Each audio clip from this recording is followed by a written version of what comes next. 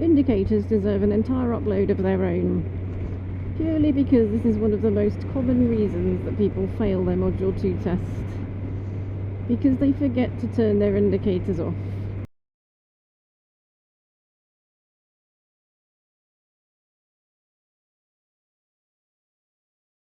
So a really sensible thing to do is to train your thumb to keep pressing that indicator button regularly, particularly if you've just completed a junction. Making sure that you cancel your indicator is part of completing your junction. Once you've turned left or turned right or come off a roundabout, you should be checking your mirrors and cancelling your indicator.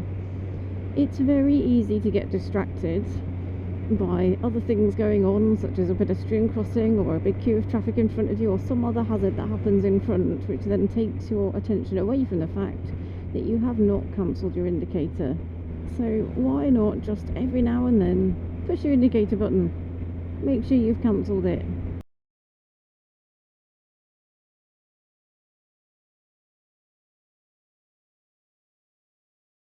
Another common mistake is passing a junction with your indicator on the approach to a junction or just after a junction. So when the examiner gives you your instruction, or when your instructor gives you an instruction, take the next road on the right or take the next road on the left, or at the traffic lights turn left, which is what I'm doing here, you need to consider other junctions that are close by.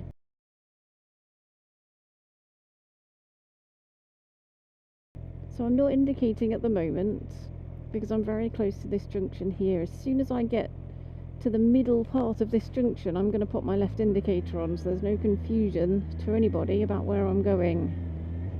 However, I need to make sure that this indicator is cancelled before I pass the junction on the left. So it's cancelled now, we're good. I'm going to double check it's cancelled, and then the next instruction is at the traffic lights turn right.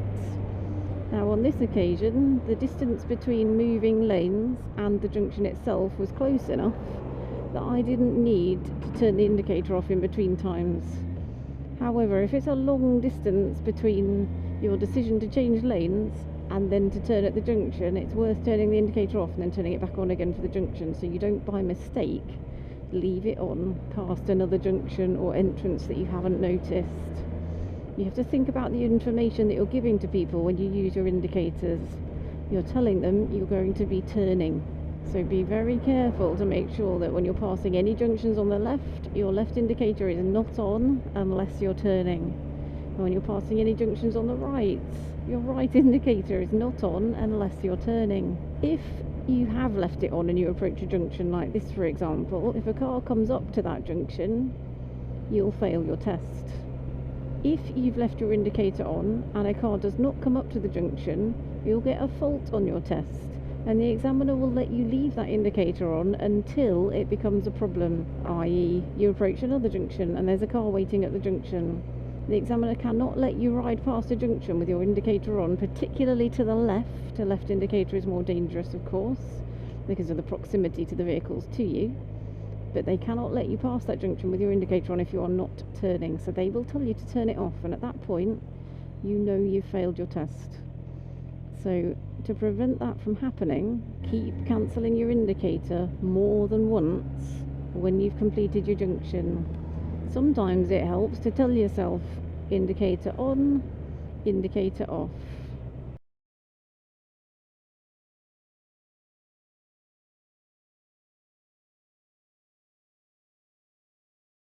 Another common mistake that people make is not to indicate when they're in a dedicated lane or the road only goes in one direction, when actually there are some people around who may benefit from that indicator. And sometimes that can earn you a fault on your test, depending on the situation at hand. So for example, ahead here, we are coming up to a mini roundabout, which has a no entry sign to the right, and we can only turn left. Now you don't have to indicate here, but you need to consider indicating, because if there's any pedestrians around who potentially don't use the road network, so children or people who just have never learnt to drive, but particularly children, you need to consider indicating for their benefit. They don't know that you can't turn right, and there's lots of pedestrian crossings around, so it would benefit pedestrians for you to indicate. However, if you choose to indicate when you wouldn't normally indicate, that's when you need to remember to cancel it.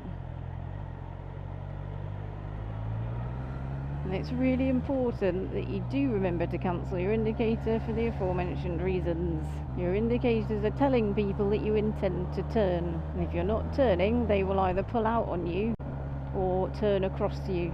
Taking the next road on the right, there's no junctions on the approach, so I can mirrors and signal nice and early.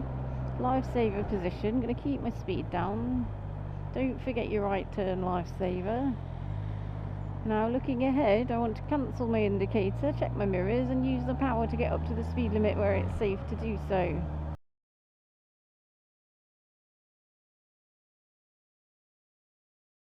Quite often people will indicate to come past parked vehicles. Try not to indicate to pass parked vehicles, because there is likely to be junctions or side entrances around that you're not paying attention to because you're looking for the safe gap to get past the parked vehicles. If you indicate here, for example, there's too many junctions around and there could be vehicles who think you're going to turn, therefore you're going to be slowing down, and they may turn across you or pull out in front of you. So if you're passing vehicles which are stationary, do not indicate. In a car, you may wish to indicate because you're trying to let people know that you've not joined the queue of parked cars. You've not parked on the side of the road, therefore you're going to pop your indicator on to let people know that you're waiting to come out. You don't need to do that on a motorbike because your position will give the information away. And the danger is, on your test, you'll leave that indicator on past a junction. So here, for example, I'm not going to sit here forever behind this car, and that's clear from my positioning. I don't need to indicate to come out. I don't even need to indicate whilst I'm sitting there waiting to come out, because quite clearly I'm all togged up and ready to go. I'm not just going to sit there behind the car twiddling my thumbs. I want to carry on down the road. It's simply better not to indicate because you're running the risk of passing a junction with your indicator on whilst not realising that you've done it. And if you do choose to indicate, then cancel it immediately as soon as you've moved out so that you don't pass any junctions with your indicator on. If you are passing vehicles that are moving, so you're overtaking, such as a cyclist or a slower moving vehicle like a tractor, then we would be indicating to let the other traffic know what it is that we want to do. And that's okay, because there shouldn't be any junctions around when you're overtaking. It's not safe to do an overtake when there's a junction, therefore you shouldn't be overtaking if there were junctions about, especially on the right. So try to remember the rule. If you're passing parked vehicles, don't indicate unless you actively make the decision that you want to give the information to somebody that you're intending to move out, and then you cancel it immediately. If you're overtaking somebody, then we would be indicating to complete the overtake so that everybody knows that you're overtaking, and hopefully they're not going to do anything strange around you.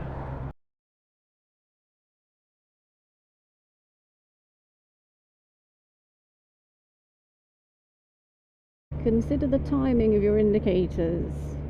Try not to indicate too early, which might indicate that you're about to pull over onto the side of the road, for example. Have a good look around. When the examiner gives you the instruction to take the next road on the left or to turn left at the traffic lights, have a look. We'll be turning left at these traffic lights. We don't want to indicate yet because there's two marked entrances on the left. And should we indicate to turn left at traffic lights? Well, this is a straight ahead combined with a left arrow, so yes, we should be indicating.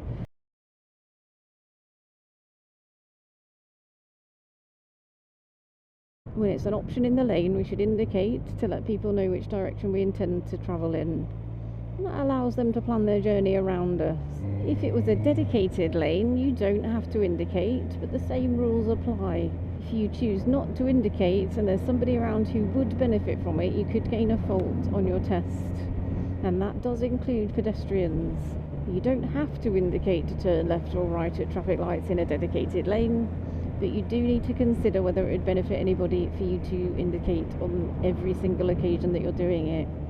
So don't take a blanket rule that you're never going to indicate in dedicated lanes, because there might be situations where it would benefit other people around. And remember, if you choose to indicate when you wouldn't normally indicate, then you need to remember to cancel that indicator. So again, as we come up to this mini roundabout, there's nowhere else for us to go other than around to the right. As you can see, the no entry signs coming up on the left. This car can't see me at the moment, so I'm just going to go nice and slow. However, there could be pedestrians waiting at the next crossing or approaching the next crossing who don't know about the road markings. So there's no harm in me indicating and then turning it off again once I've completed the junction. I've given the information I intended to give, and I've cancelled it in good time before I've passed any of these junctions on the left or right. At the traffic lights we're turning left, so I will be indicating because there's no lane markings. You could turn left or right here. We need to give the correct information to other road users. So both with our positioning and our indicator, we're letting people know that we wish to turn. At the next traffic lights we will be turning right. However, we're going to indicate to get into the right hand lane, cancel the indicator, because there's a junction ahead, look. Plus it's quite far from the first junction at the traffic lights to the second junction. So we don't really want to be riding all that distance with our indicator on, in case people think we're doing something different other than turning right at the traffic lights. So where there's a large distance between junctions, or between where you choose your lane and the junction where you're turning, I would cancel the indicator and then start your procedures again for the actual junction when you get a little bit closer. And at this point it is sensible to have your indicator on whilst you're sitting in this position, so that everybody knows what you're waiting to do. Even though it was a dedicated right turn lane, I would still be indicating, particularly when we're sitting in this more vulnerable position. Remember, cancel your indicator, check your mirrors whilst you accelerate up to the speed limit. Double check we've cancelled it, just in case we missed the button or it didn't cancel.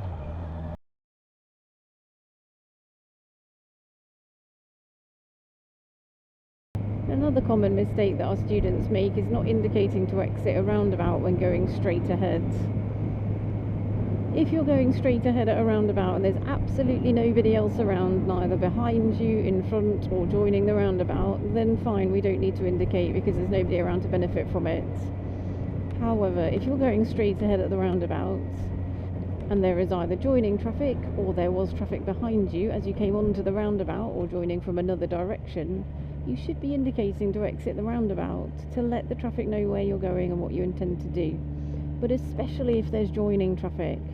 If there's joining traffic, it's common courtesy to let them know that you will be exiting, and therefore they can carry on with their journey. Just because you know where you're going doesn't mean that everybody else knows where you're going. So you should be indicating to exit roundabouts. Taking the next road on the right, I'm going to wait until I'm past this entrance on the right. Mirrors and signal, lifesaver in position. We keep the signal on whilst we're in this position. We're sorting out our braking. We're doing a lifesaver, landing in the middle of the lane, mirrors, indicator off, and acceleration at the same time. At the traffic lights, I'm going to be turning right. This is a dedicated right turn lane. But I'm still going to indicate, because even though it is a dedicated lane, it's one of these lanes where we have to sit in the position waiting in the middle of the road. And once again, I'd consider that a more vulnerable position, and I want everybody to know why I'm sitting there, and for them to understand that I am waiting to turn. So hopefully the oncoming traffic doesn't dawdle or try and jump the lights. Of course they will, but you know. It's worth indicating to let people know what you intend to do. If I was turning left at these lights instead, and that's a dedicated left turn lane, you don't have to indicate if you don't want to indicate, because you're in a dedicated lane. But once again, if there's anybody else around who could benefit from it, such as pedestrians approaching the crossings for example, it's worth indicating regardless, and then cancelling your indicator, because you're letting other people know what you wish to do at the junction.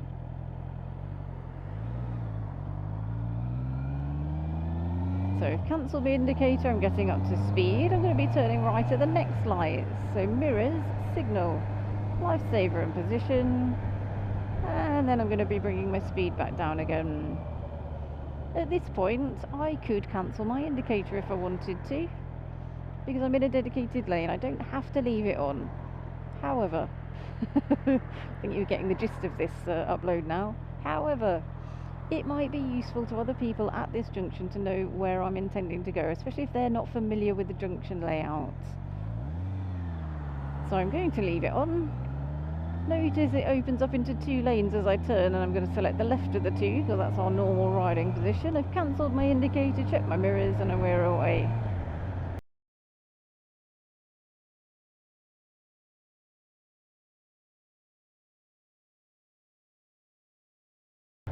Straight ahead at the roundabout, there is no indicator on approach for a straight ahead. That's another common fault that we get, is people indicating right as they approach a straight ahead roundabout. If you're not turning right, don't indicate right. We only indicate to exit when we're going straight ahead, up to the 12 o'clock position. Otherwise, you treat it like a right turn if it is over the 12 o'clock position. Not quite sure why he's wearing a cycle helmet if he's not going to bother to do it up. Notice there I indicated to move out past the cyclist. Cancel my indicator and move back in again. Excellent. Did you get any faults? 0 faults. Good.